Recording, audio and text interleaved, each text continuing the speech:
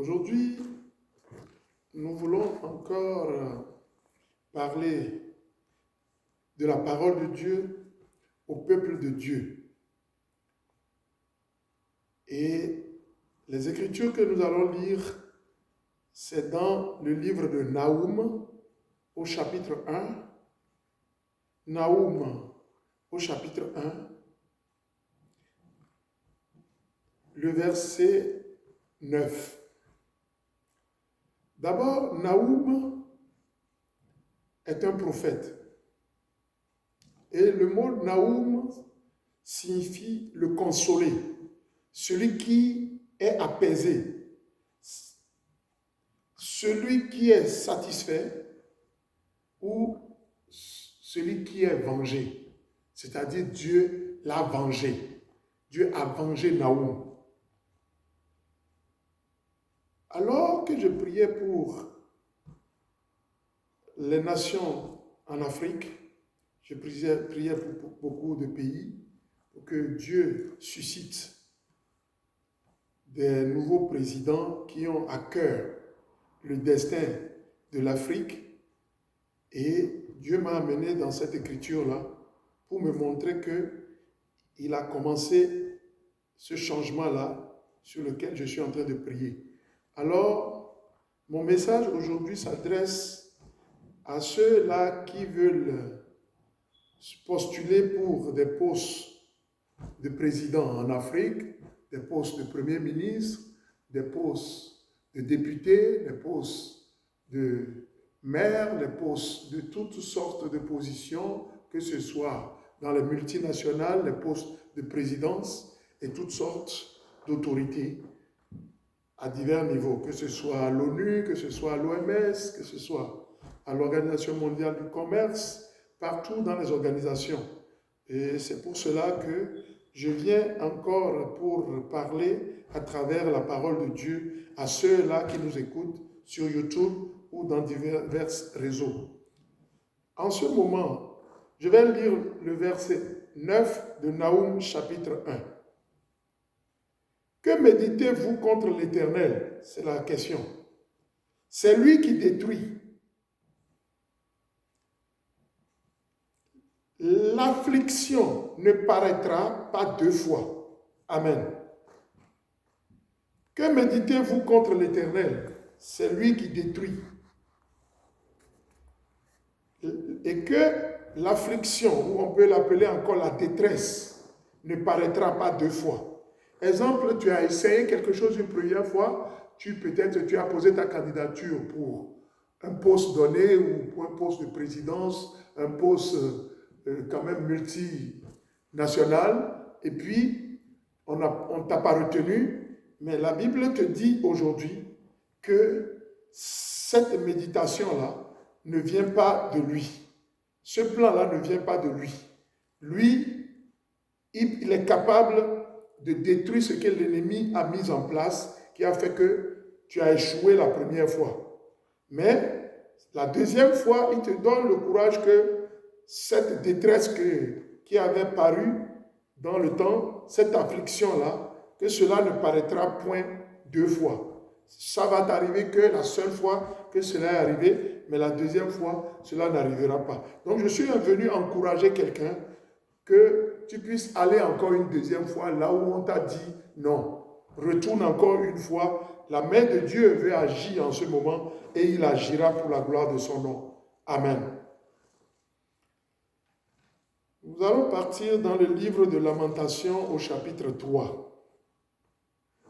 Lamentation, le livre de Lamentation, c'est Jérémie qui se lamentait en tant que prophète, le prophète Jérémie.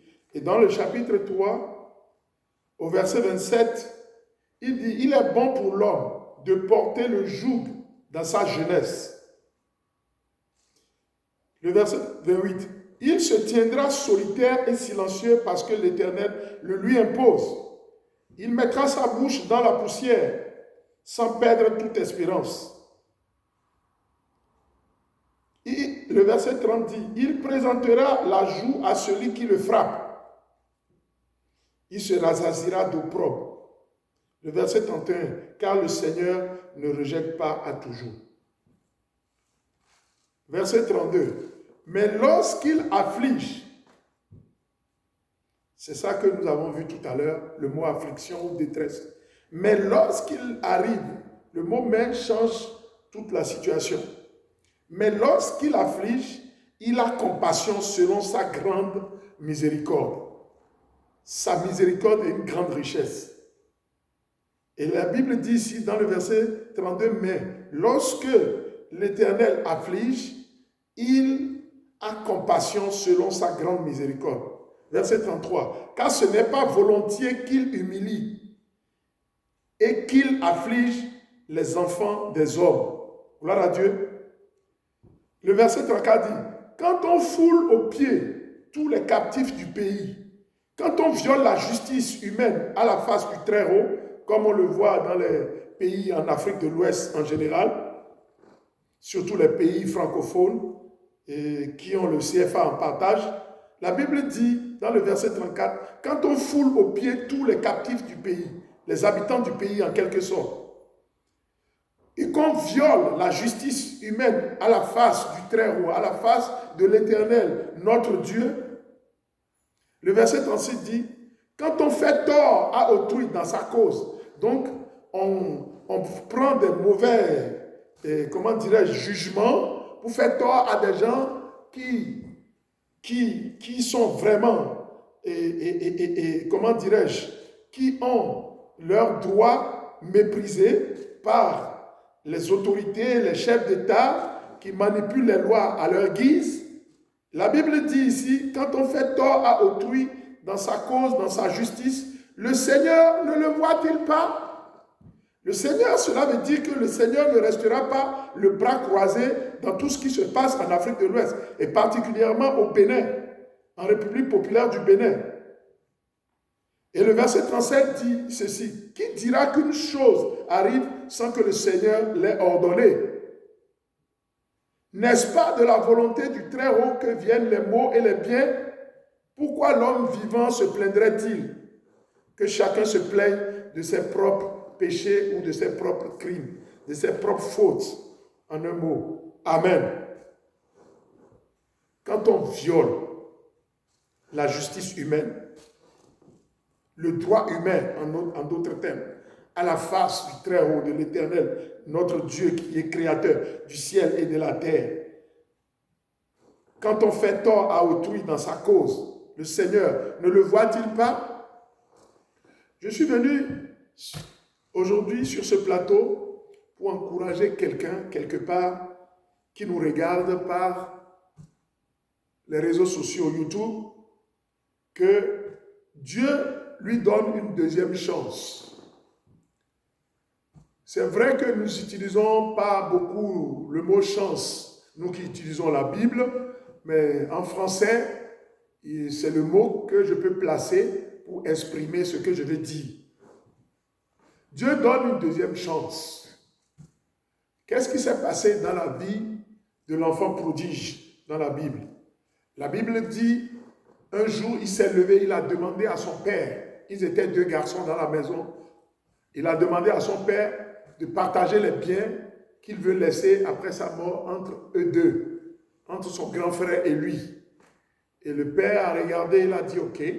Le père lui a donné sa partie et puis il est parti loin du père.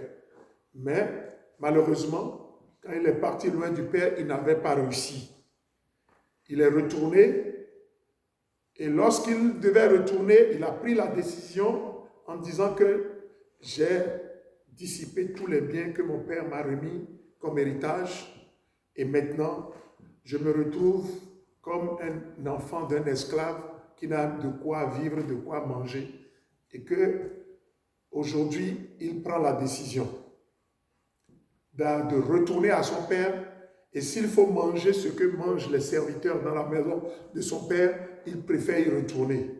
La Bible dit, lorsqu'il venait et que le père l'a vu de loin, il a demandé, allez le rencontrer, changez-lui les habits, portez-lui un nouveau vêtement, organisez un festin en sa mémoire. Et la Bible dit que son grand frère était jaloux, il a dit, mais lui il est parti, il a dissipé tes biens, moi je suis resté là fidèle pour toi, et pourtant tu ne m'as pas honoré de la manière dont tu l'as honoré. Oui, Dieu est un Dieu de deuxième chance. Il donne toujours une deuxième chance à quelqu'un. Donc le moment est venu, Dieu veut revertir quelqu'un d'une dignité extraordinaire et c'est le moment pour lui, la personne, de retourner là où on lui a dit non. Là où il s'est présenté et ça n'a pas réussi, c'est le moment maintenant que Dieu a choisi pour qu'il ne puisse pas passer encore dans la détresse ni l'affliction comme Naoum chapitre 1, le verset 9 le dit. Comme ici, on le dit également à partir du verset 32 de Lamentation 3 de Jérémie. Il dit, mais lorsqu'il afflige notre Dieu, il a compassion selon sa grande miséricorde. Et il dit ici, quand on viole la justice humaine, quand on viole le droit humain à la face de l'Éternel du Très-Haut, quand on fait tort à quelqu'un, à autrui, on met les gens 20 ans de condamnation, on leur dit de quitter leur nation, de quitter leur pays, qu'ils n'ont pas le droit, ils sont plus citoyens du pays, on fait tort dans leur cause. Le Seigneur ne le voit-il pas? C'est là la question. Les hommes pensent qu'ils sont au-dessus de tout et que le dernier mot leur appartient. Non, le dernier mot appartient à l'Éternel. L'Éternel, Dieu n'a pas encore dit son dernier mot. C'est son dernier mot qu'il veut prononcer l'année 2021 au présidentiel en République du Bénin, en Afrique de l'Ouest. Dieu a le dernier mot et il va le prononcer. Alors, ici, je voudrais encourager ceux-là qui m'écoutent en ce moment-là et qui ont l'intention de se présenter à des élections, de ne pas avoir peur parce que la présence de Dieu est supernaturelle avec eux. Dieu les accompagnera dans son plan, dans son agenda. Dieu mettra sa montre entre leurs mains et il mettra sa montre aussi contre leurs mains aussi. Il va mettre son agenda, qui est sa montre, entre les mains de ceux-là qui veulent participer et il va mettre une montre aussi à leur main gauche pour qu'ils sachent que lui, il est présent avec eux. Alors, je vais regarder quelques écritures en allant dans le livre d'Esther pour illustrer un peu ce qui peut se passer.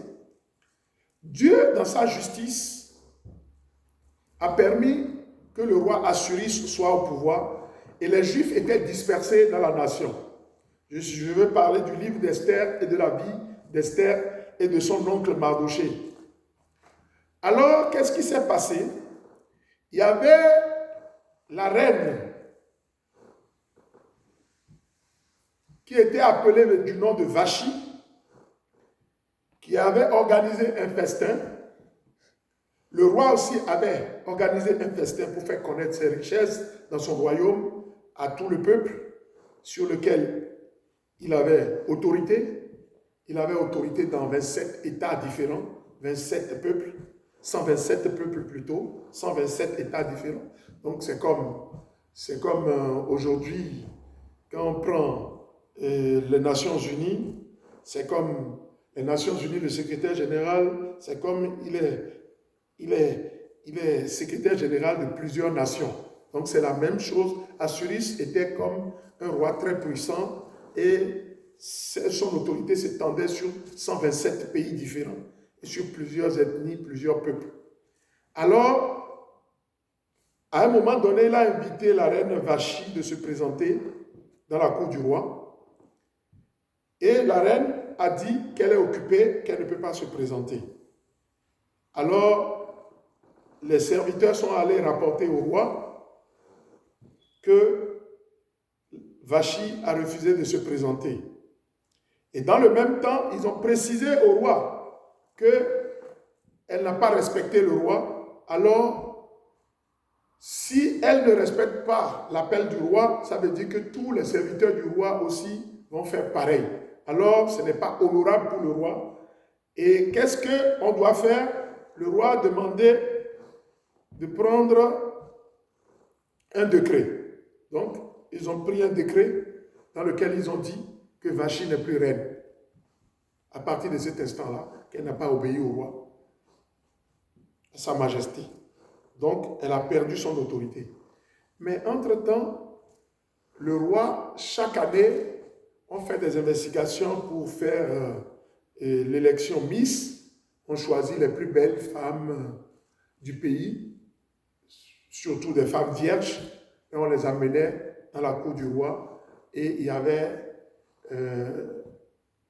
un côté qu'on appelle la chambre des parfums, et là-bas, on installe les femmes. Et on met à leur disposition des eunuques, des hommes qui ne sont pas capables de toucher les femmes. Enfin, ceux-là qu'on a touchés sexuellement, les hommes, et ils ne peuvent plus toucher les femmes. C'est ceux-là qui travaillent avec ces femmes-là dans les salles de parfums, de cosmétiques.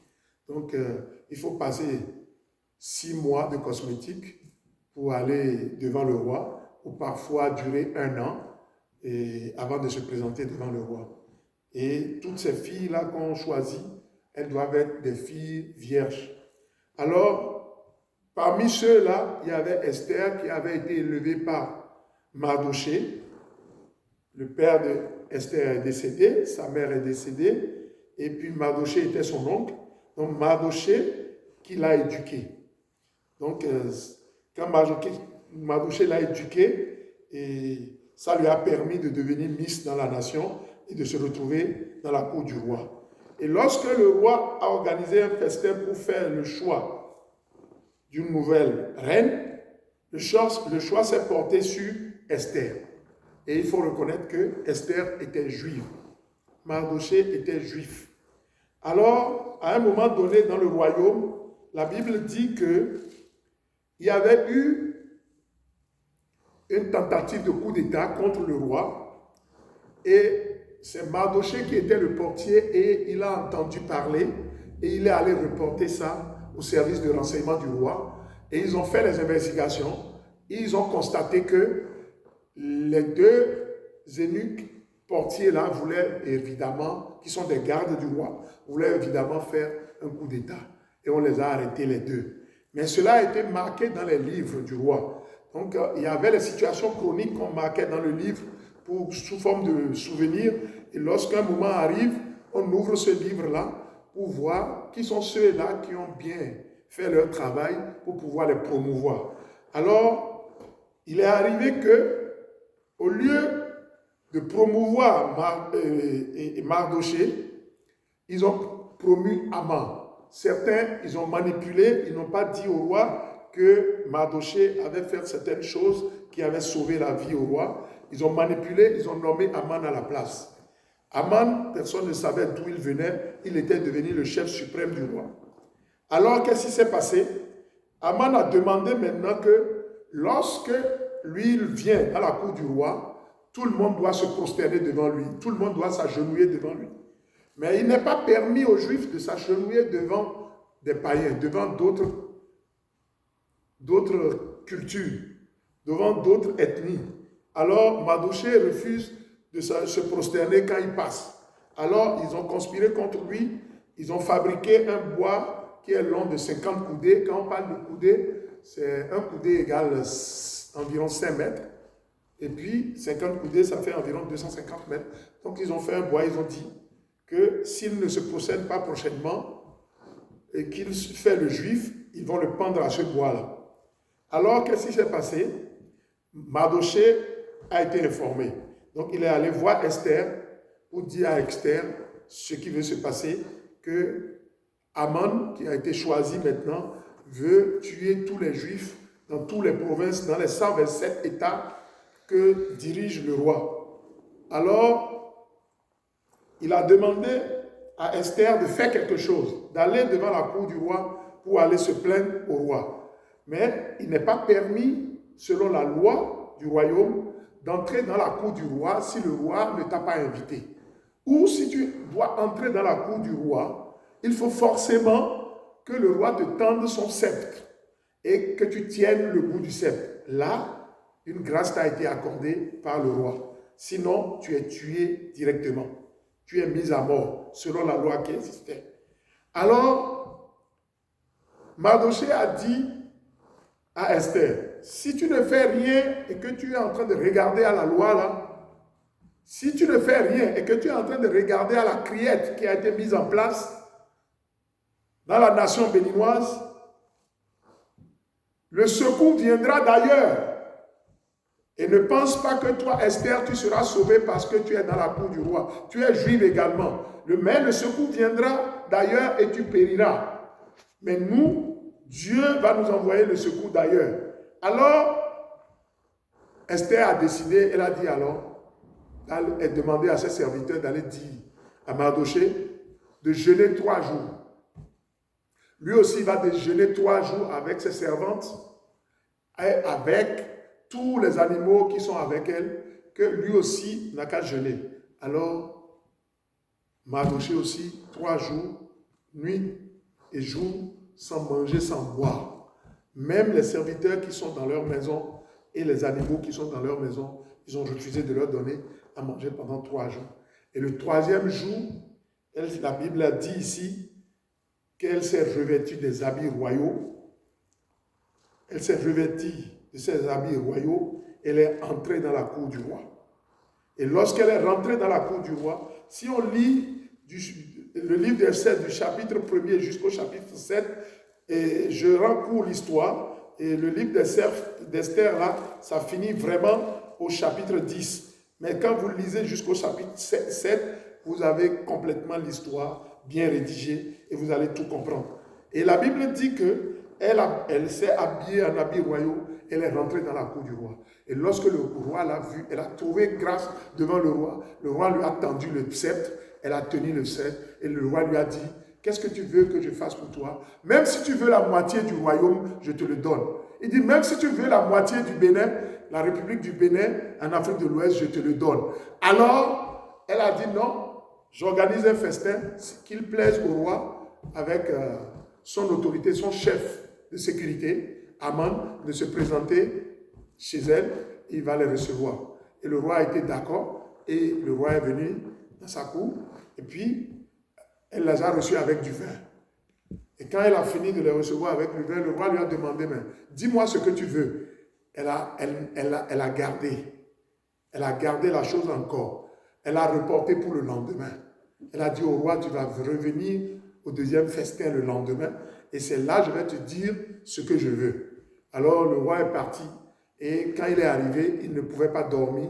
Dieu va donner l'insomnie à ceux qui sont au pouvoir actuellement dans la République du Bénin, particulièrement en Afrique de l'Ouest, qui font beaucoup de ravages et qui détruisent nos populations, détruisent leur peuple qui les ont choisis. La Bible est une parole de vérité et elle ne ment point. Et ici, nous sommes en train de ressortir la volonté de Dieu pour la nation béninoise en Afrique de l'Ouest. Ici, quand le roi est arrivé chez lui, il a manqué le sommeil. Alors, l'actuel président aussi, il manquera le sommeil jusqu'à ce qu'il finisse en 2021 et abandonne le fauteuil présidentiel pour l'élu de Dieu que Dieu aurait choisi pour la nation béninoise. C'est ce que nous croyons en tant qu'enfants de Dieu, en tant que fils de Dieu, en tant qu'enfants du Très-Haut.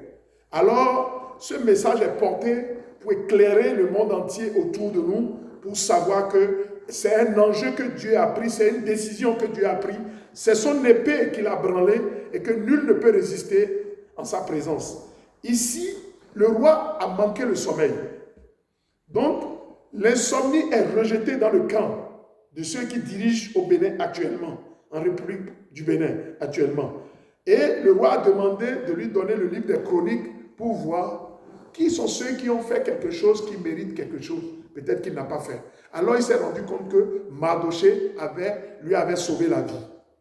Alors, pendant qu'il demandait à ses sujets qu'est-ce qu'il faut faire dans ce cas, Aman se présentait dans la cour et il a dit à Aman, tu es bienvenu.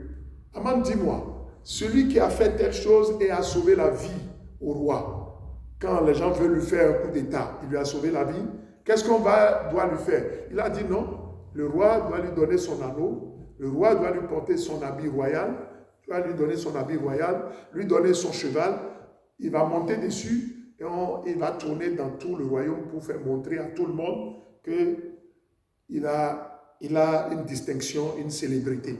Donc on doit le distinguer au milieu des autres.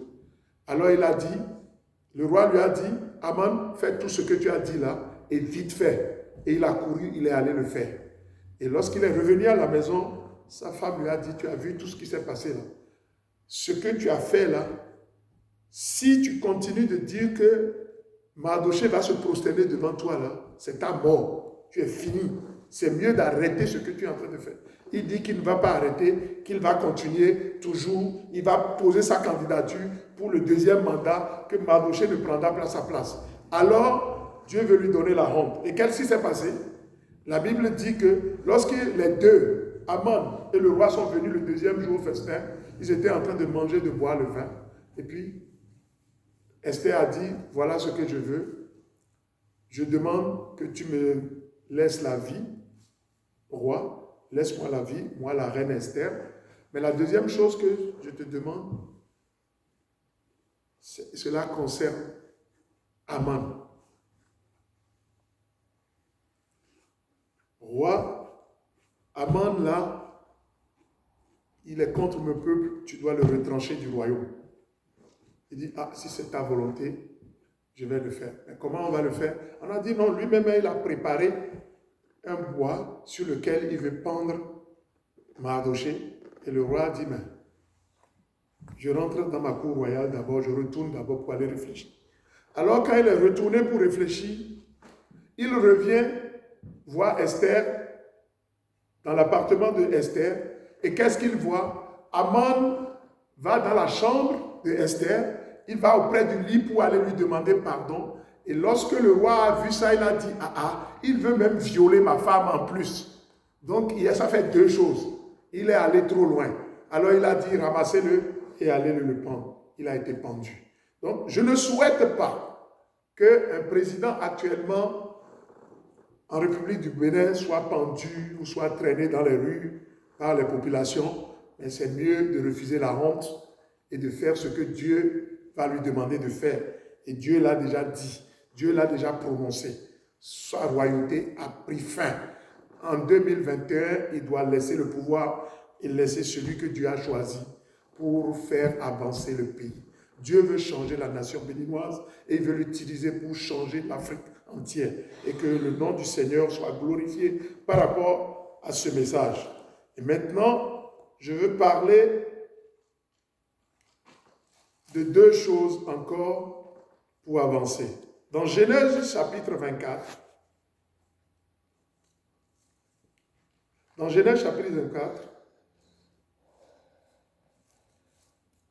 Abraham a demandé à son fils Isaac que l'heure arrivait pour qu'il se marie. Alors Abraham a appelé son serviteur. Il a demandé, tu vas aller chercher une femme pour mon fils Isaac. C'est dans Genèse chapitre 24. Tu vas aller chercher une femme pour mon fils Isaac et ça va être dans mon pays. Dans le pays d'où je viens, où l'Éternel m'a parlé et j'ai quitté. Et la Bible dit que le serviteur lui a dit dans le verset 5 de Genèse 24. C'est ça qui est très intéressant. Dans le verset 5, le serviteur lui a dit, peut-être que la femme ne voudra-t-elle pas me suivre dans ce pays-ci pour venir ici, là où nous sommes. Devrais-je mener ton fils dans le pays d'où tu es sorti? Abraham lui dit, garde-toi de mener mon fils. Tu ne m'as même pas mon fils là-bas. Et l'Éternel, le Dieu du ciel qui m'a fait, Abraham répondit, l'Éternel, le Dieu du ciel qui m'a fait sortir de la maison de mon père et de ma patrie, qui m'a parlé et qui m'a juré en disant, je donnerai ce pays à la postérité, lui-même enverra son ange devant toi et c'est de là que tu prendras une femme pour mon fils. Donc, dans le verset 5, il lui a dit peut-être que la femme ne voudra pas le suivre. Est-ce qu'il doit prendre Isaac pour amener vers la femme. Abraham a dit non, il a la foi, il dit non. Il dit Dieu m'a juré quand j'étais dans la maison de mon père, dans cette même maison où je t'envoie. Dieu m'a juré. Il m'a dit que je te donnerai ce pays et celui-là à ta postérité. Donc là où nous sommes arrivés, je ne bougerai pas de là. C'est mon pays. Je ne quitterai pas. Donc tu iras pour aller chercher cette femme-là pour moi et l'amener dans le pays ici. Dieu me l'a juré. Alors il enverra un ange devant toi. Gloire à Dieu. Il enverra un ange devant toi. Et c'est de là que tu prendras une femme pour mon fils Isaac. Alors, le fils, il a pris les biens, il a pris l'argent, il a pris tout ce qu'il faut. Comme Abraham lui a expliqué, tout ce que l'on aime dans la maison. Et puis il a pris le chemin, il est parti. Arrivé, il s'est arrêté au puits. Et souvent, dans la culture juive, les bonnes femmes, les femmes vierges, les femmes qui sont des femmes de qualité ou de belles filles, des femmes bien éduquées, bien instruites, elles viennent au puits tôt le matin. Alors il est resté au puits et tôt le matin, une fille sortait, c'était Rebecca, et elle est venue au puits. C'était la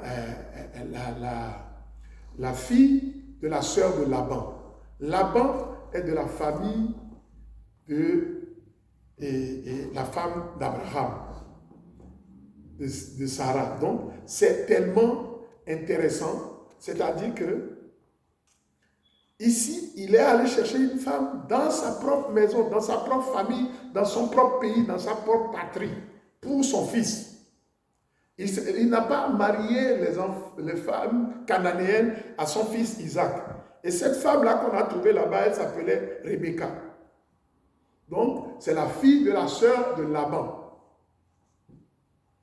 Alors, ils ont fait tout ce qu'il faut faire. Elle a amené la fille à la maison et elle a vu les parents, elle a donné les présents, elle a dit qu'elle va l'accompagner, tout ça là. Mais comme eux, ils ont entendu que c'est un fils d'Abraham, il n'y avait pas de dispute, ils ont accepté et l'a amené. Mais aujourd'hui, quand il l'a amené, la Bible dit que Isaac était âgé de 40 ans.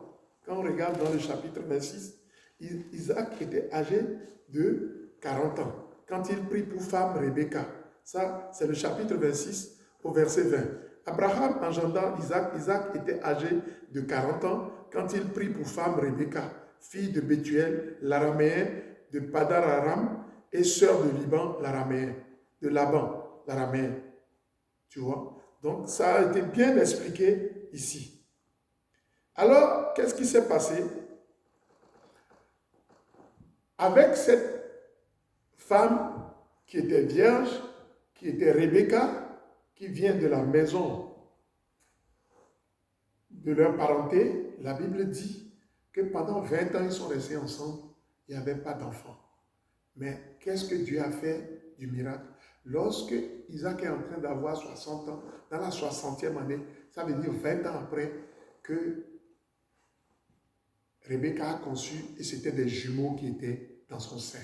Et la Bible a dit ici qu'elle avait 2 nations en son sein. C'est ce que la Bible l'a rédigé. La Bible a dit, en son sein, il y avait 2 nations. Donc,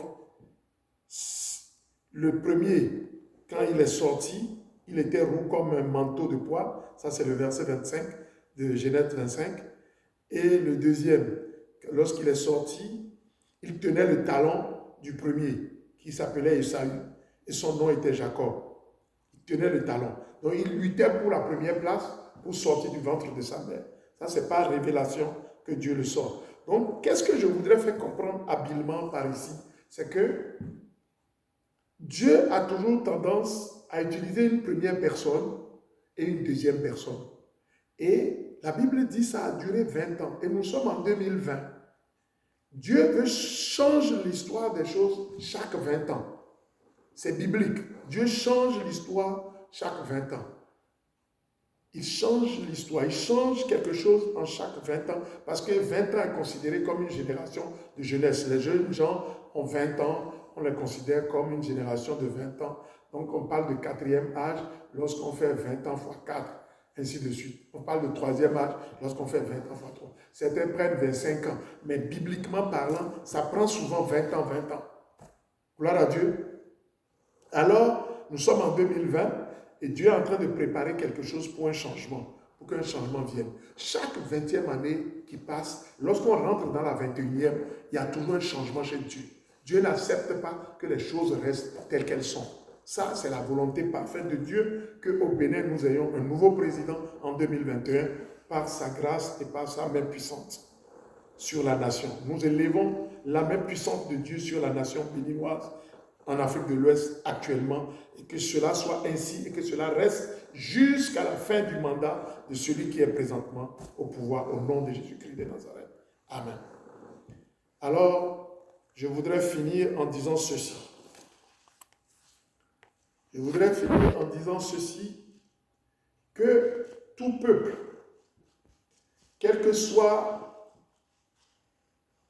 leur dénomination, quelle que soit leur culture, quelle que soit leur coutume, quelles que soient les lois qui règnent dans le pays, de savoir que Dieu est déçu de toutes les lois que nous faisons. Dieu n'a pas de limite. C'est ça qu'il a montré par Esther. Esther a jeûné 3 jours à chercher la face de Dieu, à demander à Dieu sa faveur. Et lorsqu'il est allé dans la cour, là où la loi interdit des choses, la loi criminelle, la loi constitutionnelle, toutes les lois qui existent dans le monde entier interdisent des choses, Esther est allée et la loi n'avait pas de force. Donc, sachez que Dieu est le Tout-Puissant. Dieu est Seigneur. Et c'est lui qui a le dernier mot. Aucune loi ne le limite. Il est la loi lui-même et il est le Dieu de toutes les lois. Et je voudrais remercier le Seigneur pour cela, pour cette révélation qu'elle nous a accordée, pour éclairer le monde autour de nous, dans tous les continents du monde et particulièrement en Afrique. Que le nom du Seigneur soit béni.